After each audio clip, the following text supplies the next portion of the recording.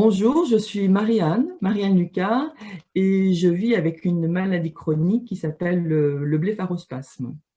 C'est une maladie neurologique non dégénérative.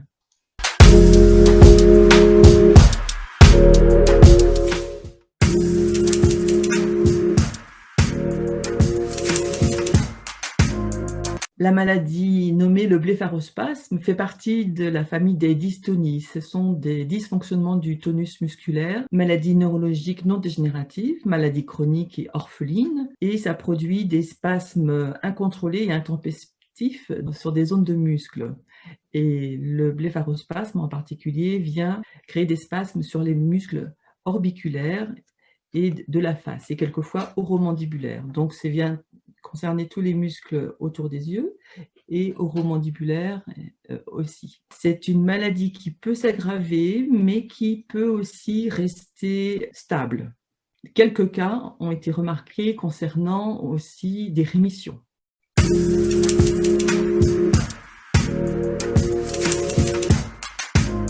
Le blépharospasme a plusieurs symptômes. Ça crée des spasmes, c'est-à-dire des contractures musculaires, des influx nerveux qui arrivent sur des zones musculaires qui sont sur les paupières et qui demandent à la paupière de se contracter et de se fermer. Donc, ce n'est pas tant la fermeture des yeux qui est gênante, c'est la réouverture des yeux. Et des efforts sont fournis pour garder les yeux ouverts. Et c'est vrai qu'il y a des situations aggravantes. Chez moi, j'ai des spasmes, particulièrement quand je suis dans une forme de stress, voire même plus subtil que ça, hein, des émotions négatives souvent, où ma sensibilité m'amène vers ces émotions. Je suis sensible aussi à la lumière, c'est le cas immédiatement face à une zone lumineuse, éclairée, même à l'instant où il pleut. Le ciel est gris, mais le ciel est blanc aussi. Une bougie sur la table aussi peut déclencher aussi des spasmes. C'est comme si j'avais, on va dire, des pleins phares dans les yeux et je suis obligée de fermer les yeux parce que cette lumière est très difficile à supporter. Et ça s'appelle la photophobie. Dans les zones de stress, effectivement, dans les cas de fatigue aussi, je vois aussi que je suis impactée quand, par exemple, je bois aussi un verre de vin ou de l'alcool.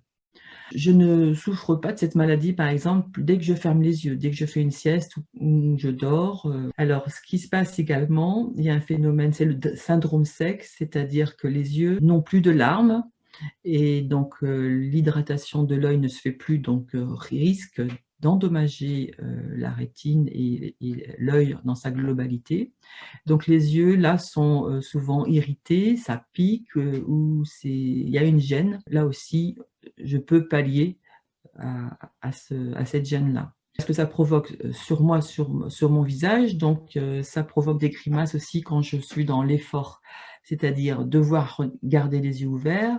Par exemple, exactement dans cette situation où je dois regarder un écran aussi, ou une caméra, ou une personne qui parle en face de moi, puisque socialement, la communication avec autrui se fait aussi les yeux dans les yeux. C'est encore une situation favorable quand je parle parce que je fais travailler mon cerveau en utilisant la voix, les cordes vocales, le sens des mots que je cherche, la connexion avec la personne. Mais quand je me mets en position d'écoute, c'est très aggravé.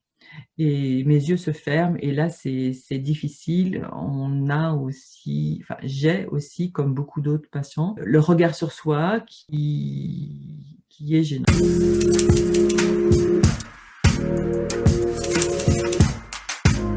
Donc, pour cette maladie, que je ne pensais pas être une maladie, je pensais au départ avoir une grande fatigue, une fatigue tout simplement, et une gêne au niveau des yeux. Donc, je me suis dit peut-être que mes lunettes ne sont plus adaptées. Je me suis rendu compte que travailler sur les écrans, c'était difficile, que de conduire aussi ma voiture, j'étais gênée et je marchais jamais d'une manière confortable. Je me rendais compte que d'aller faire une randonnée, j'étais pas confortable, ou de faire les boutiques par exemple. Donc petit à petit, je ne faisais plus ça, mais sans franchement le décider, hein. C'était pas confortable, donc je faisais pas. Et puis mon travail, où je travaillais beaucoup sur écran, j'avais du matériel assez ancien, voire obsolète, et je n'arrivais ni à régler la luminosité, ni à régler extérieure ou de mon ordinateur. Donc j'avais du mal à lire sur mon ordinateur, j'imprimais sur papier, mais je me rendais compte que je n'arrivais pas non plus à me concentrer à la lecture sur papier. Et donc là, j'ai fait plusieurs actions. Je suis allée voir un ophtalmo, bien sûr, pour qu'il résolve ce problème de lunettes que je porte, puisque c'était un phénomène de myopie, essentiellement. Et puis je lui explique que mes yeux se ferment, mes yeux clignent. Alors bon, évidemment, les ophtalmos, eux, observent l'œil, souvent que, heu, avec leur appareil, hein, de très près. Donc aucune anomalie sur l'œil, de très près. Et puis donc ils me donnent du magnésium pour éviter ces clignements des yeux qui sont peut-être dus à une fatigue. Et ceci ne s'arrange pas, je retourne voir un deuxième ophtalmo sur les conseils d'une amie et la même chose. Bon, ben, pas de verre correcteur supplémentaire. Donc je mène une autre action aussi auprès de mon emploi pour, là, avoir un ordinateur un petit peu plus grand, où je faisais moins d'efforts, où je pouvais régler une luminosité en exprimant ma gêne, sur ce sujet. Donc pas facile du tout à obtenir. Bon, j'ai quand même, eu, une réponse à ma demande favorable. Et la situation ne s'arrangeait pas, donc un troisième ophtalmo qui me dit la même chose que les précédents, donc toujours avec du magnésium. Donc là, j'étais sûre de ne pas être en carence de magnésium, bien sûr. Et pareil, je me posais des questions. Quand je rentre chez moi, voilà, je fais de mon quotidien et je mets une pause télé ou un plateau télé et j'étais jamais confortable. Mes yeux se fermaient, incapacité à garder les yeux ouverts face à un écran de télévision qui produit de la luminosité, du mouvement, du son, etc. Donc je continue à m'observer dans mon quotidien.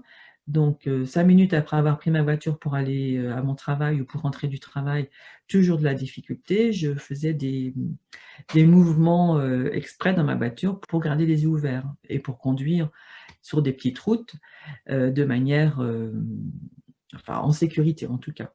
Pour moi et pour, les autres, j'avais peu de trafic.